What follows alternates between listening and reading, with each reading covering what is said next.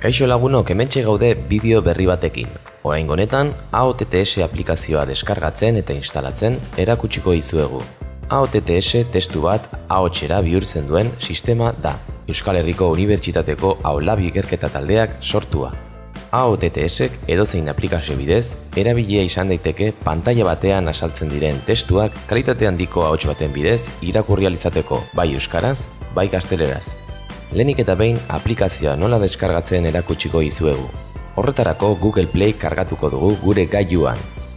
Bilatzailean AOTTS idatziko dugu. Eta hementxe daukagu aplikazioa. Bertan sakatuko dugu.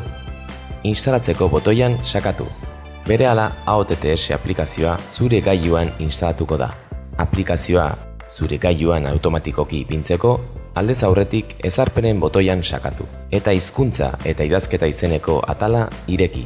Oraingoan testua ahots bihurtzeko eginbidearen irteera aukeran sakatu.